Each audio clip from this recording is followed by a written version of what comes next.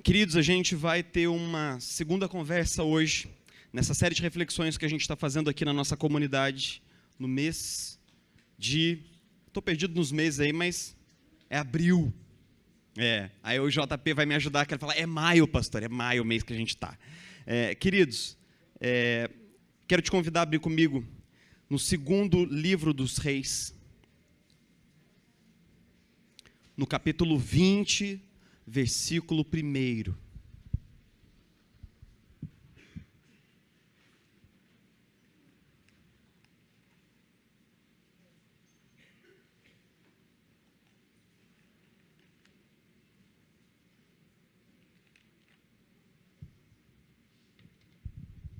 Segundo livro dos Reis, capítulo 20, verso 1.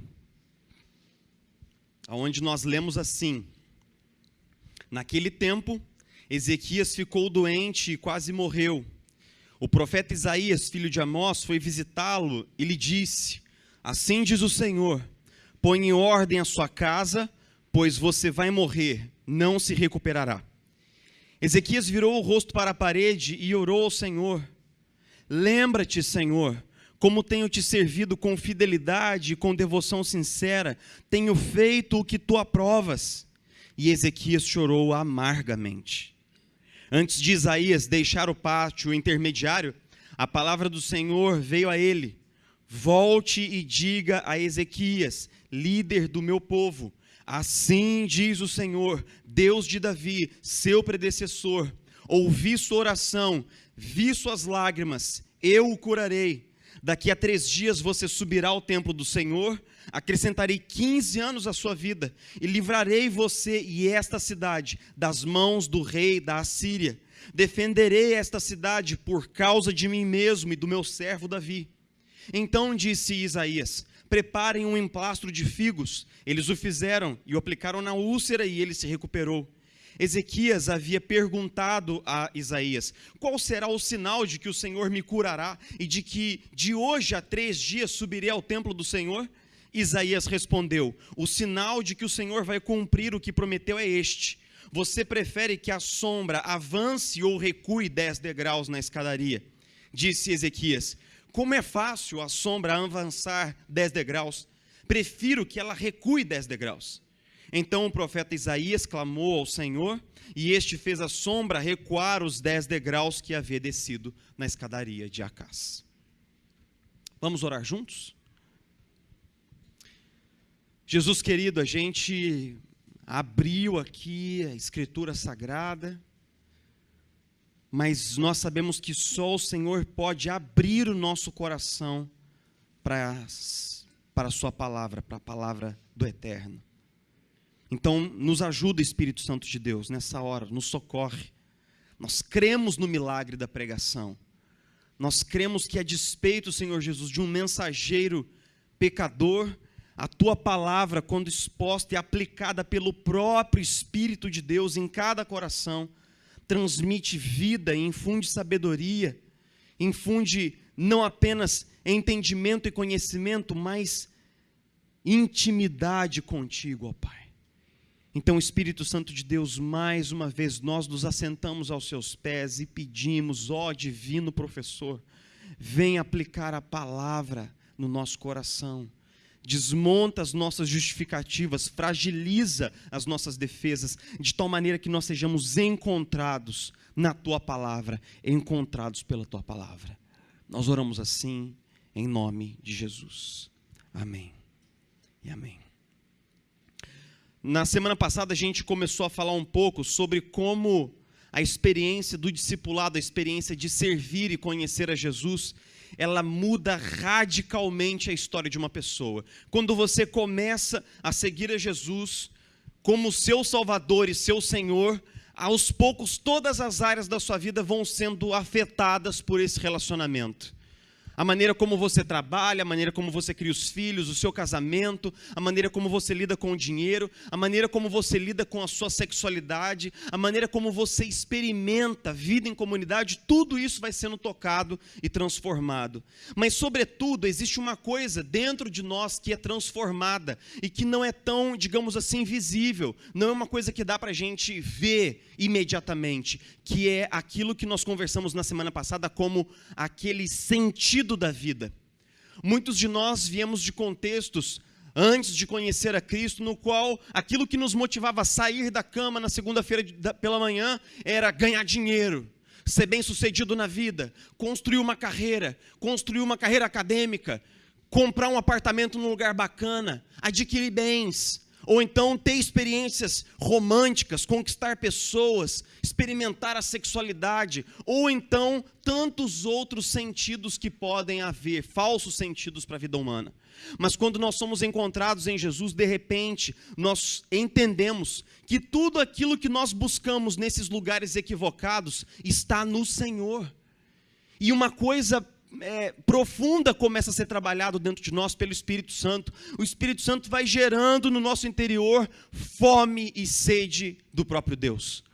Nós passamos a almejar mais intimidade com Ele. Nós passamos a desejar conhecê-lo de fato como Ele é. Nós, discípulos de Jesus Cristo, não estamos satisfeitos com meras ideias sobre Deus. Nós não queremos meros conceitos de Deus, nós queremos o próprio eterno, nós queremos experimentar a intimidade com Ele. Na semana passada a gente falou que o primeiro passo para que a gente possa experimentar isso é quando nós mergulhamos na palavra, quando nós estamos em contato incessante com a palavra, de tal maneira que a nossa vida seja habitada pela palavra de Deus. Mas depois que nós ouvimos a Deus na palavra, depois que nós ouvimos Deus falar conosco, o segundo movimento é quando nós falamos com Deus.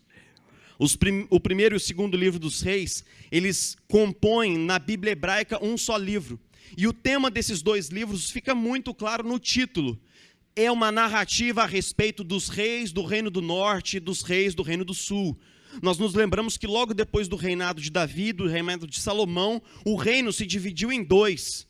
Houve uma discórdia na nação e houve uma briga, e então 10 tribos ao norte ficaram conhecidas como Israel, 2 tribos ao sul ficaram conhecidas como Judá, e o narrador passa a contar para a gente a história dos reis, tanto de Israel quanto de Judá.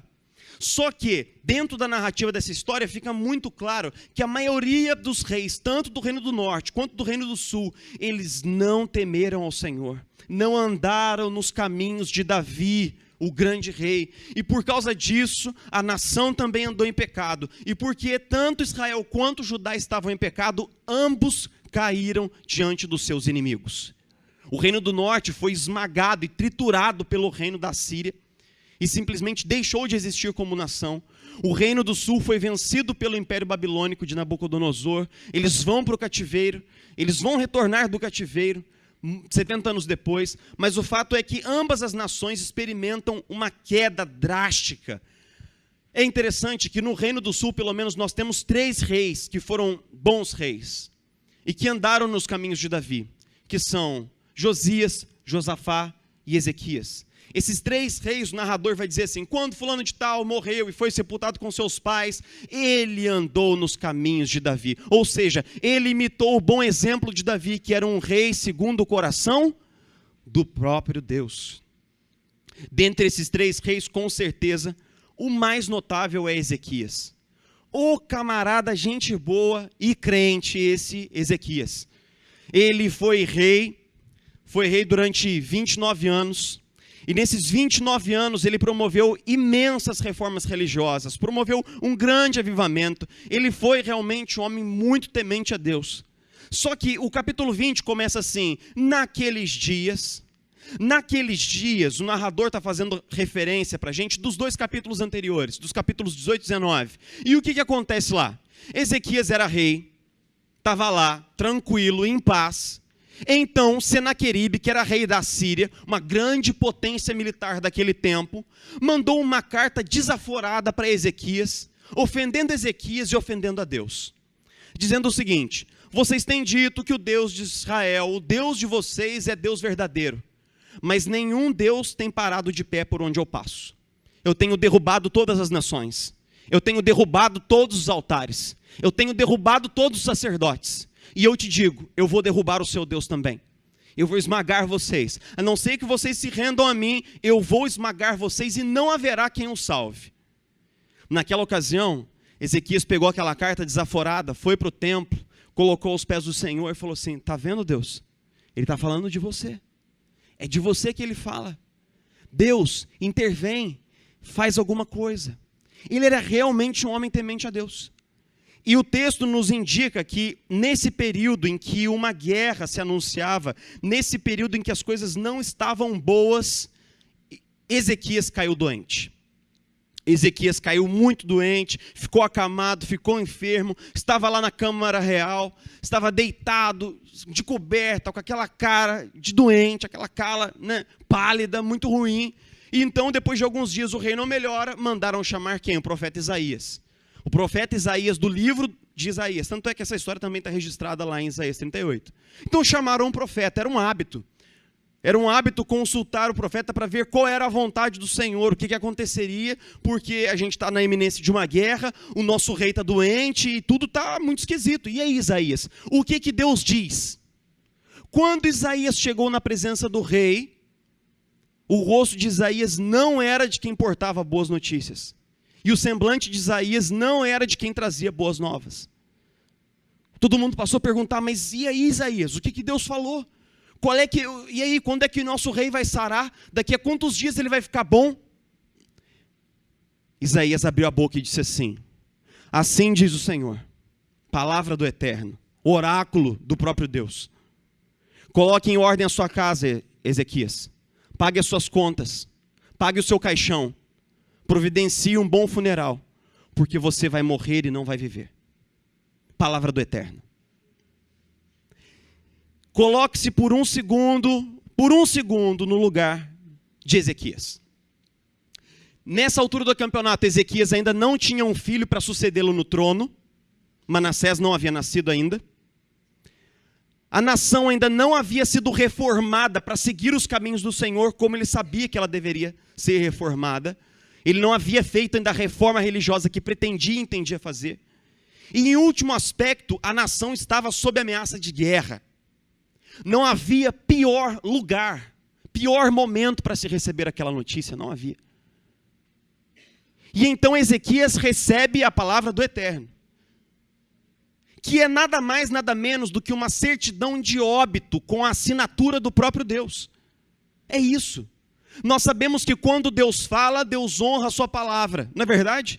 Todas as vezes que um profeta falava, assim diz o Senhor, as coisas aconteciam. E essa era a medida da veracidade de um profeta. Quando um profeta diz assim, diz o Senhor, as coisas têm que acontecer de conformidade com aquele oráculo. E foi justamente isso que Ezequias recebeu. A vontade de Deus estava ali declarada diante dos olhos dele. Você vai morrer, Ezequias, você não vai viver. Mas então Ezequias faz aquilo que eu julgo absolutamente surreal. E toda vez que eu prego nesse texto, que eu me lembro dele, eu me lembro de quando eu o li quando criança. Primeira vez que eu tive contato com esse trecho foi quando eu li a Bíblia pela primeira vez, quando eu tinha 11 anos de idade. E eu cheguei nesse texto, esse texto me maravilhou tanto que eu li ele uma semana, porque me parecia simplesmente absurdo o que acontece no coração desse texto. Porque Deus toma uma decisão e dá uma palavra para Ezequias. Ezequias, se fosse eu te diria o que eu faria. Eu proveria o enterro. Eu compraria o caixão, com certeza. Eu pagaria as contas. Porque se Deus está falando que eu vou morrer, meu irmão, quem sou eu para dizer o contrário? Mas Ezequias se volta para a parede, chora copiosamente aos pés do Senhor e pede, ele ora, ele diz assim, Deus, não faça isso, eu tenho andado nos seus caminhos todos esses anos, eu tenho procurado ser um bom rei, Deus, eu tenho me esforçado ao máximo, do tipo, Deus não pode acabar assim. A nação está em pé de guerra, eu não tenho um sucessor. Deus não pode acabar assim. Tem misericórdia, tem piedade. O que é mais bizarro é que antes do profeta sair do palácio, do pátio intermediário, Deus fala com o profeta de novo. Ei, você aí. Ei, você aí. O que é Deus? Você aí, Isaías, volta para lá. Mas por que, Deus? Já dei a notícia. Não, volta para lá. Você vai dar uma outra notícia, mas que notícia? Não, ele vai viver. Como assim, Deus? Você está confuso hoje? Acabei de falar para o cara que ele vai morrer. Como é que... Pensa bem, como é que fica isso? Eu vou chegar lá. Como assim? Não, volta lá, obedece. E ele foi. E ele chegou para o mesmo rei, no mesmo quarto, na mesma cama, com a mesma doença. E disse assim, Deus mudou de ideia, Ezequias. E Deus manda te dizer, eu ouvi a sua oração. Eu vi o seu choro, eu vou te dar mais 15 anos e eu vou te libertar do jugo da Síria. Daqui a 3 dias você estará no templo, confie na minha palavra. Mas Ezequias era um rei experimentado na intimidade com Deus. Ele falou assim, será que Deus não pode me dar um sinal, não? Né? Será que Deus não pode me dar um sinal? Aí o profeta falou assim, mas o que você quer? Você quer que a sombra avance ou recue na escada? Ele falou, bom, avançar ela já avança, porque o dia passa, mas eu quero que ela retroceda. E Isaías orou e a sombra retrocedeu, como se as horas estivessem regredindo. É como se você olhasse para o seu relógio e ele girasse ao contrário. Quando os teólogos se encontram com esse texto, eles tentam explicar o que está acontecendo aqui. Eles tentam dar aquele jeitinho teológico, né? Fala assim, não, sabe o que é? É que Deus, a primeira vez que ele falou, ele estava blefando. Ele mandou lá um falso oráculo lá, né, para quebrantar o coração do rei. Você acredita mesmo nisso?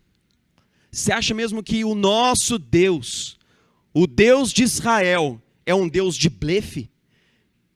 É um Deus que joga a sua palavra no vento? Eu não acredito assim. Eu acredito que se Ezequias tivesse dito, tá bom, se esse é o meu destino, eu quero abraçá-lo, eu quero morrer, e logo, sem dor, ele teria morrido. Aquilo que muda a rota da narrativa é esse elemento poderoso que nós, cristãos, chamamos de oração. Foi a oração de Ezequias que, não se espante, não se choque, mudou a mente de Deus. Porque Deus mudou de ideia. Mudou de plano. Fez outra coisa diferente. A narrativa vinha num curso. Mas quando Ezequias ora, a coisa muda. Se fosse qualquer cenário, nós até entenderíamos, porque nós cremos que a oração produz milagres. Mas o que foi mudado foi o coração do próprio Deus. É isso que a Escritura está dizendo. E note que o narrador não se dá nem o luxo de nos explicar. Ele simplesmente diz, Ezequias orou e Deus mudou de ideia, ponto final, engole isso daí. E a gente abre a Bíblia e se depara com isso daqui. A grande questão é que a oração é de fato uma coisa misteriosa, maravilhosa, profunda e insondável. Qualquer oração feita pelo menor pequenino é aquele espaço maravilhoso onde o tempo toca a eternidade, onde a terra toca o céu, onde o finito e o finito se encontram, entre aquilo que é físico e material, toca aquilo que é espiritual e invisível. É o contato imediato entre a criatura e o Criador. É o contato imediato entre a criatura pecadora e o Deus Santo. A oração é maravilhosa, ela é como uma passagem para outro mundo. A oração é encantadora, ela é como um túnel para outra dimensão. A oração é simplesmente arrebatadora, ela é um caminho para um outro universo. A oração é a coisa mais maravilhosa que existe, porque é um espaço onde nós encontramos o próprio Deus. Eu vou caminhar para o final com 2 coisas, né? Não se espante. Esse não é um sermão tão presbiteriano, não tem o 3º ponto, tem só 2. O primeiro ponto é um fato, uma triste constatação. E o segundo é o que nós podemos fazer a respeito dessa triste constatação.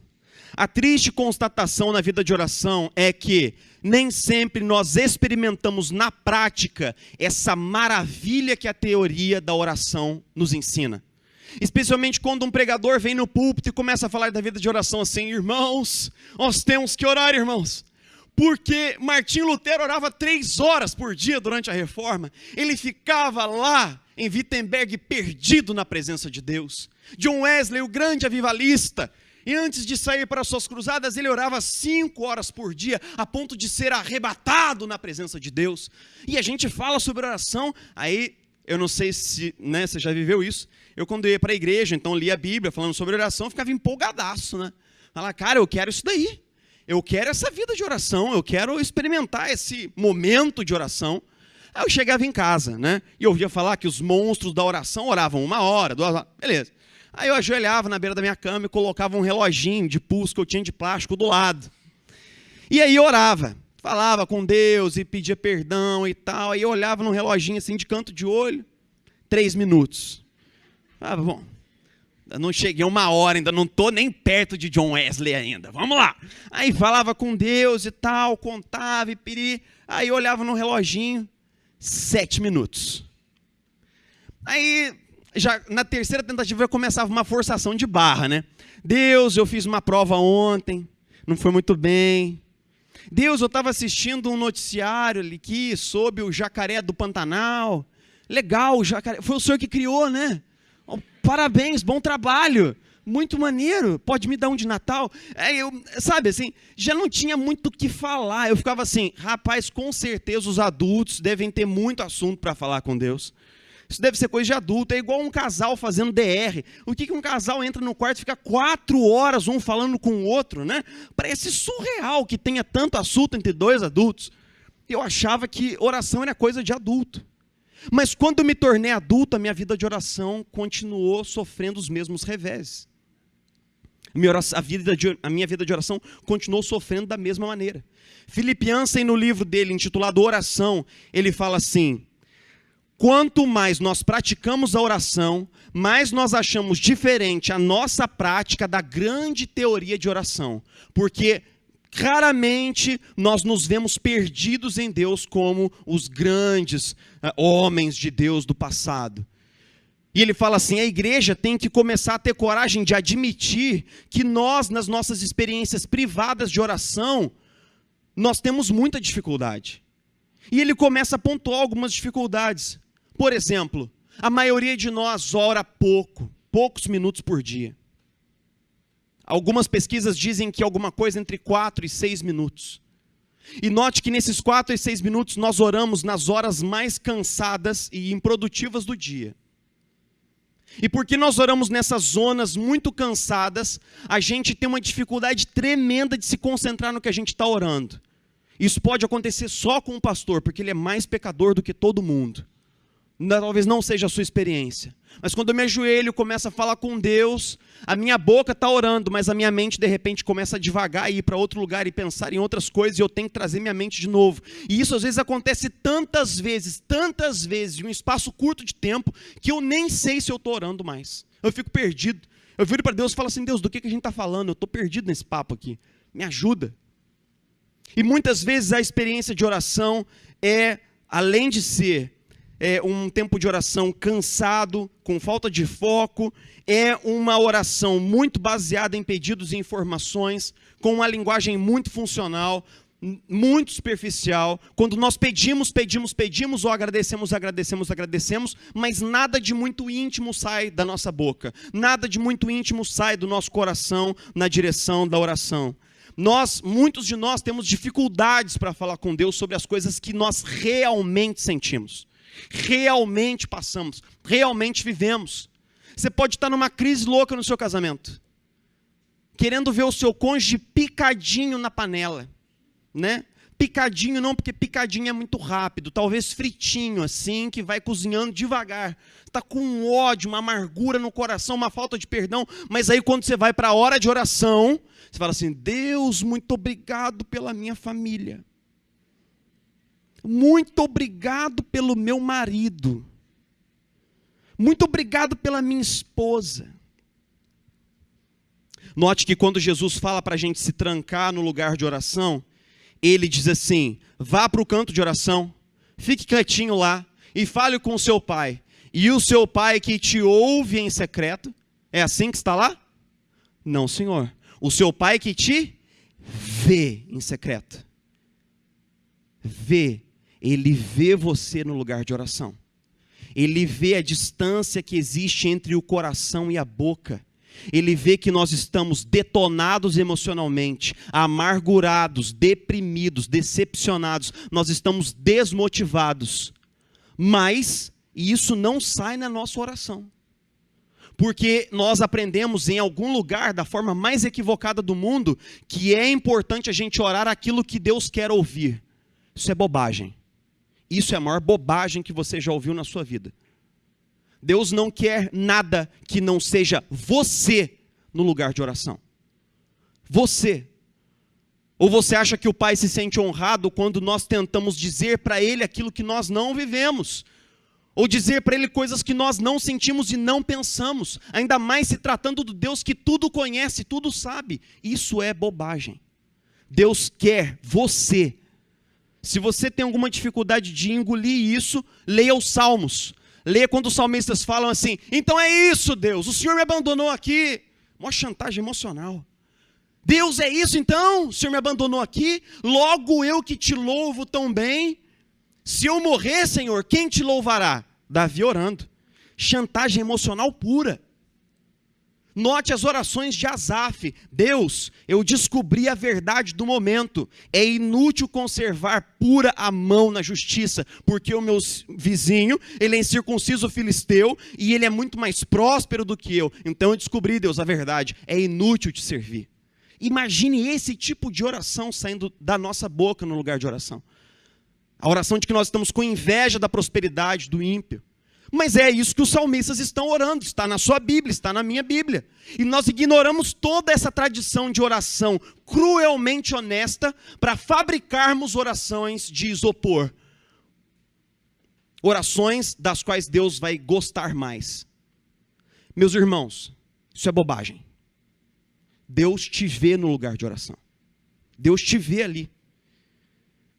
Nós temos dificuldade de dizer para Deus o que nós vivemos, nós temos dificuldade de dizer o que nós sentimos, e talvez essa dificuldade da gente de fato entrar no lugar de oração seja devido a vários fatores. Talvez porque nós tenhamos uma ideia equivocada de quem Deus é, uma visão um pouco equivocada de Deus, nós temos medo de falar com Deus o que realmente vai no nosso coração, ou porque muitas vezes Deus nos parece desinteressado da nossa vida, ou porque nós pensamos que a oração é uma questão do nosso mérito, da nossa justiça. Algumas pessoas pensam assim, eu não tenho orado muito porque eu tenho andado em pecado, mas assim que eu parar de pecar, eu vou voltar a orar mais.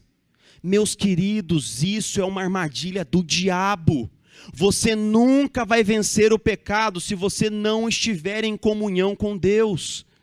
Se você esperar ter uma vida, digamos assim, justa, para poder se achegar a Deus, você nunca se achegará, porque ninguém pode combater o pecado na força do próprio braço. Para nós vencermos o pecado, nós temos que ir radicalmente para o lugar de oração. Por final, eu quero dizer que a oração se torna um lugar, para muitos de nós, difícil. Martin Lloyd Jones, que foi um grande teólogo, um grande pastor, um grande evangelista, ele diz assim, não existe nada na vida cristã tão complexo e tão difícil quanto o exercício da oração. E por que é assim? Eu acredito que, em parte, é porque a natureza da oração exige que a gente se achegue a Deus sem máscara, e que nós deixemos Ele ser quem Ele é. Isso é muito difícil para nós seres humanos, porque não existe nenhuma relação, nem com o seu cônjuge, que é a pessoa que mais conhece no mundo, em que você seja 100% honesto. Seu cônjuge sabe de tudo que passa aqui na sua cabeça? Ele conhece todas as fantasias que permeiam o seu imaginário? Mas Deus sabe. Eu quero caminhar final dizendo o que a gente pode fazer de positivo com relação a isso. Se a dificuldade que a gente tem de orar com profundidade, de esculpir esse lugar com profundidade, é tão difícil para todos nós, o que é que nós podemos fazer, o que é que nós podemos aprender de positivo? E eu vou falar sobre duas coisas. Em primeiro lugar, oração é uma conversa com Deus. Diga isso para o seu vizinho, compartilhe isso com ele. Oração é uma conversa com Deus. Diga para o seu vizinho, sem vergonha. Oração é uma conversa com Deus. Eu não gosto quando as pessoas dizem, oração é poder. E eu não gosto quando as pessoas dizem, na oração tem milagre. Isso é bobagem. Isso é bobajada gospel. Eu vou te dizer por quê. Porque quando nós falamos oração tem poder e na oração tem milagre, nós desviamos o foco do que a oração realmente é. Nós desviamos o foco do que é estar em oração. Oração é tempo de intimidade com Deus. É Ele que importa. Você está ali para Ele. E se você não está ali para Ele, mas pelo que Ele pode fazer, alguma coisa está errada. Você e eu experimentamos poder e milagre na oração, sim, no nome de Jesus, mas porque nós estamos na presença daquele que é o poder, porque nós estamos na presença daquele que abençoa, mas é Ele que importa. Como você se sentiria se o seu filho nunca olhasse no seu rosto? Sempre mexendo no celular, sempre conversando com um colega. Toda vez que ele olha no seu olho, ele fala assim, pai, me dá R$10. Toda vez que ele olha no seu rostinho de mãe, ele fala assim, mãe, me leva para o encontro com os meus amiguinhos. Mas muitos crentes são assim, eles não sabem estar com Deus se não houver uma petição. Toda vez que você olha no rosto do seu pai, você fala assim, Deus, me dá um carro novo. Ah, então a gente se esquece dele. E no outro dia, Deus, conserta o meu casamento. Na oração há poder. E na oração milagres acontecem. Mas nada disso é o que importa quando você encontra aquele que é o seu pai, o seu amado na hora de oração. Oração é uma conversa com Deus. É uma conversa com Deus. Você se sentiria honrado se um dia o presidente de uma grande nação ligasse para o seu celular e dissesse assim, eu queria falar com fulano de tal. Quem é? Ah, presidente de tal país muito importante, muito famoso e muito rico. Você se sentiria honrado? Muitos de nós nos sentiríamos lisonjeados. Agora, Deus liga no seu celular todo dia, meu irmão. O Deus que é maior do que todos esses reis.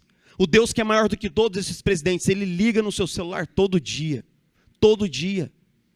E você? Isso é importante para você? É importante para mim? Em segundo lugar, se nós entendemos que a oração é uma conversa com Deus, então nós aprendemos a usar uma linguagem nova. Uma linguagem nova. Eugene Peterson diz que a linguagem humana ela tem 3 níveis. O nível da informação, o nível da motivação e o nível da intimidade. O que acontece no nível da informação? Você dá fatos. Quando você pergunta para sua esposa, meu amor, como foi seu dia? Você está chegando do trabalho em casa agora, eu quero saber como foi o seu dia. E a sua esposa vai gastar, num prazo de meia hora, as 10.000 palavras daquele dia. Né? Quando você pergunta para um homem, como foi seu dia, meu amor? Os homens respondem como? Bem, bom. Se ele estiver num dia que ele está muito afim de conversar, ele vai responder, muito bom. Né? Se ele estiver muito afim de ter um papo com você, ele vai, muito bem. Né? Aí você sabe que seu marido está numa boa, que aquele dia está numa nice, né? Se você pergunta para sua esposa como foi o seu dia, ela fala assim, nossa, quando eu saí do prédio eu topei com um fulano de tal que pintou o cabelo de vermelho, você tem que ver, mas nossa, não sei o que, parará, pirará. Meu irmão, até ela chegar na narrativa do meio-dia, já é meio-dia do dia seguinte, praticamente, né? Mas tudo isso está no nível da informação.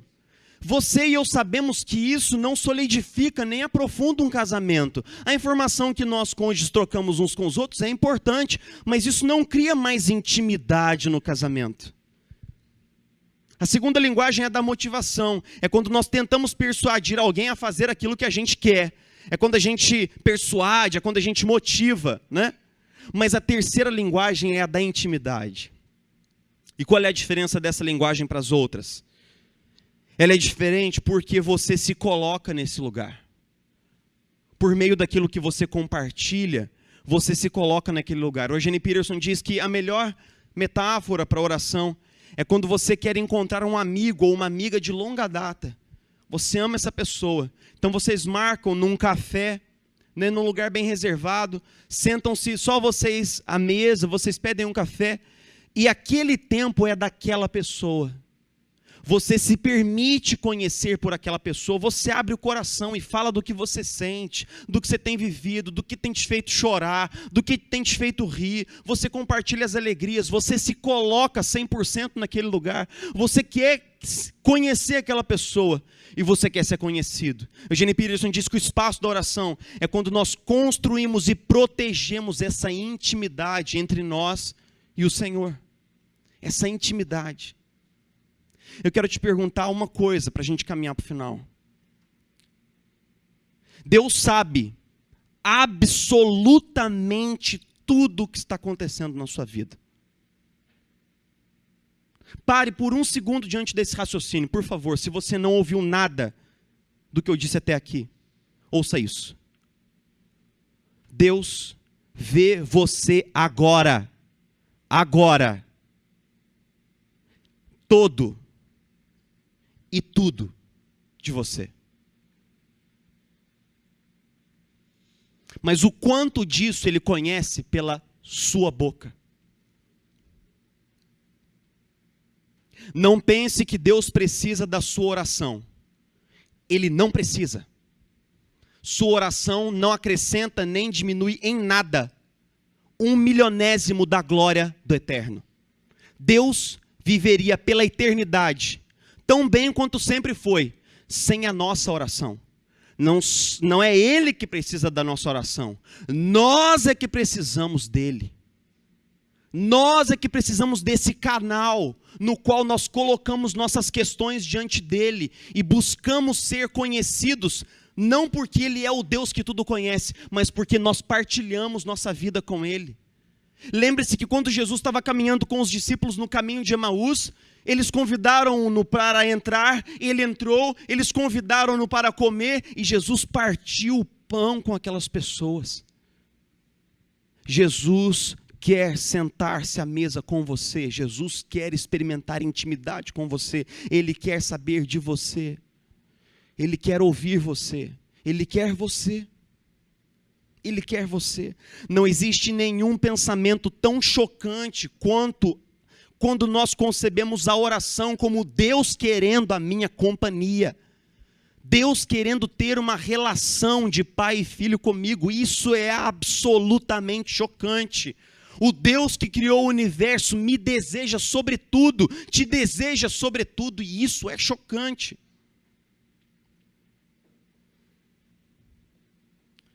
Eu quero finalizar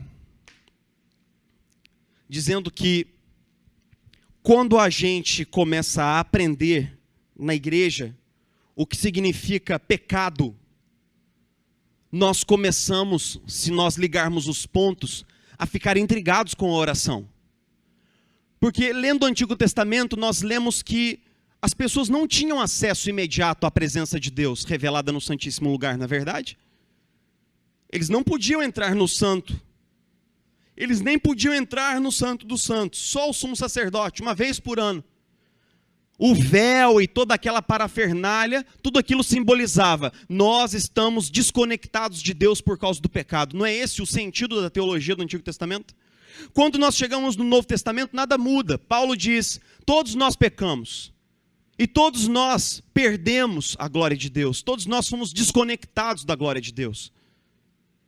Então, se o nosso pecado nos afasta de Deus, como é que a oração funciona? Por que Deus ouve a nossa oração?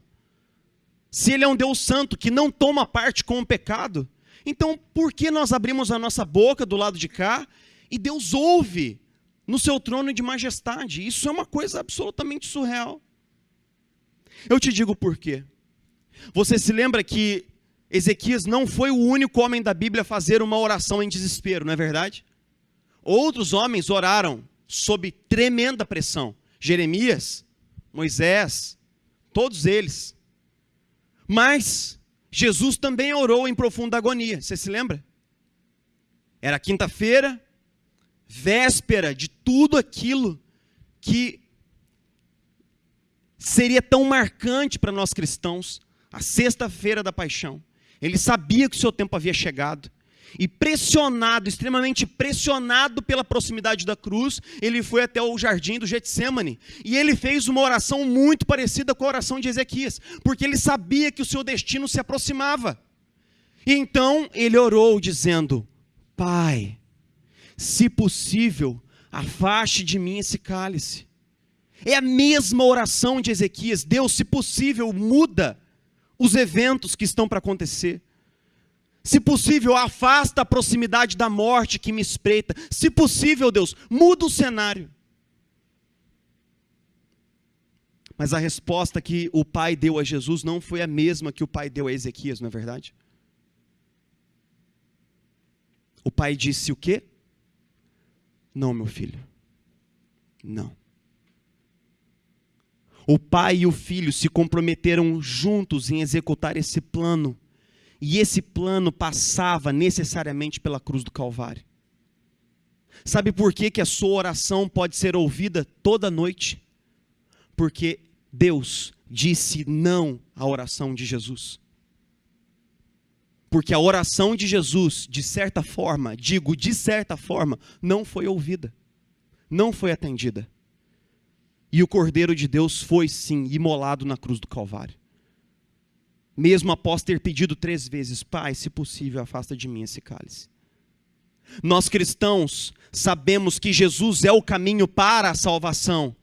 Nós sabemos disso. Mas não somente isso, não existe oração fora de Jesus.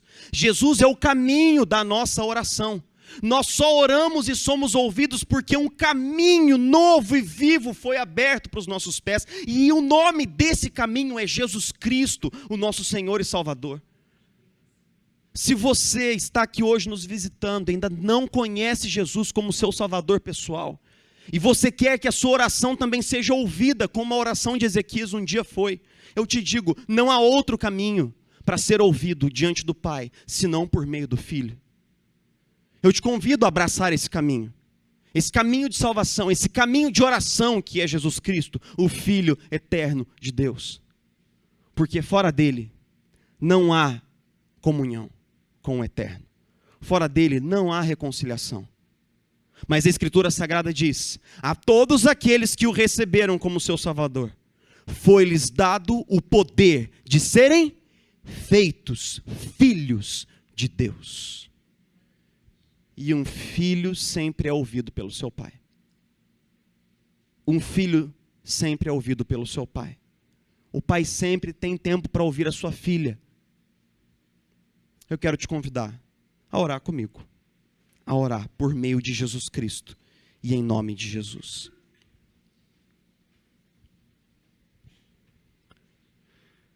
Jesus Cristo, querido, nós estamos aqui na sua presença mais uma vez, sabendo que a própria oração, o próprio fato do Senhor nos ouvir a nossa voz, é um milagre. É um milagre. É um milagre que exatamente agora o Senhor nos acolha na sua presença, com todas as mazelas que a gente tem carregado na alma, Jesus Cristo. E obrigado porque, assim como o pródigo voltou para casa tão maltratado, maltrapilho, fedido, mas nada daquilo incomodou o pai. O pai correu para ele, o abraçou e o recebeu. Nós sabemos que da mesma maneira o Senhor nos acolhe hoje como nós estamos. Espírito Santo de Deus nos atrai com cordas e laços de amor. Nos leva para a presença santíssima que se aproxima de nós. Tão humilde, tão serena essa presença. E nos ajuda, Jesus, a resgatar as brasas da nossa vida de oração. Nos ensina, Jesus, hoje e amanhã, no intervalo do trabalho, indo para o trabalho, chegando em casa, nos ajuda a olhar para o alto, de onde vem o socorro da Tua presença, ó Deus bendito.